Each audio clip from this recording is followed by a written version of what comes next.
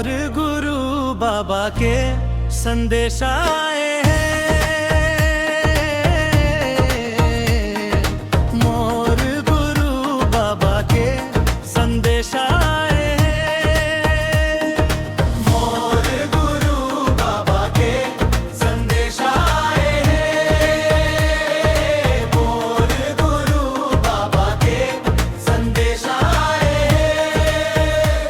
गुरु मोर आवत है बाबा, मोर आवत है।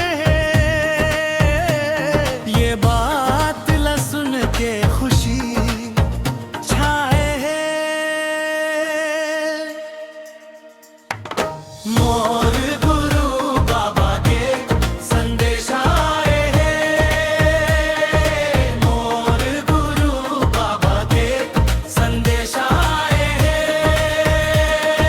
मोर गुरु बाबा के संदेश आए हैं। मोर गुरु बाबा के संदेश आए हैं।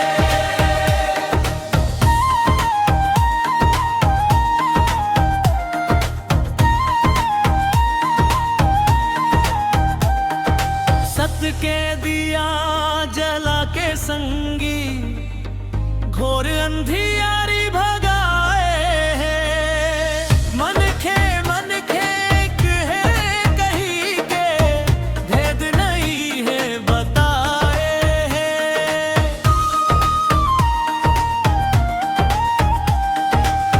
सत्य के दिया जला के संगी, घोर अंधियारी भगाए हैं।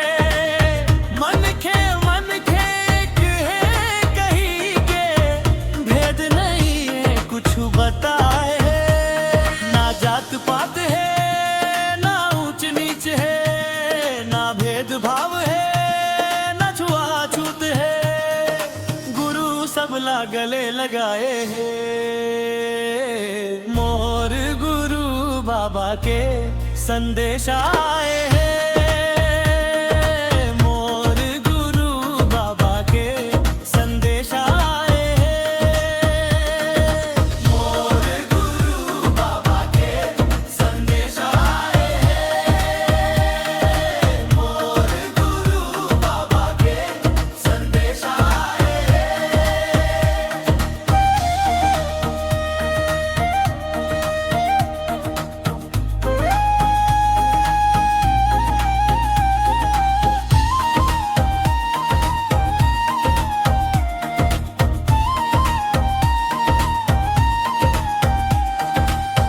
दया धर्म के राह में चल के जीवन धन्य बनाए हैं। बघवा हिरन लगे गिरवा में बांध के, एक घाट पानी पियाए हैं।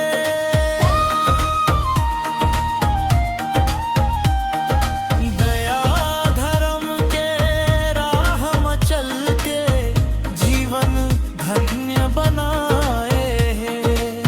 बघवा हिरन लगे गिरवा में बांध के, एक घाट पानी पियाए हैं। ना लोभ लालचे ना कोनो अलग है, ना ईर्ष्या जलन है, ना झूठा जगत है। ये बात गुरु समझाए हैं। मोर गुरु बाबा के संदेश आए हैं। मोर गुरु बाबा के संदेश आए हैं। मोर गुरु बाबा के संदेश आए हैं। मोर गुरु बाबा के संदेश आए हैं। मोर गुरु बाबा के संदेश आए हैं। मोर गुरु बाबा के संदेश आए हैं।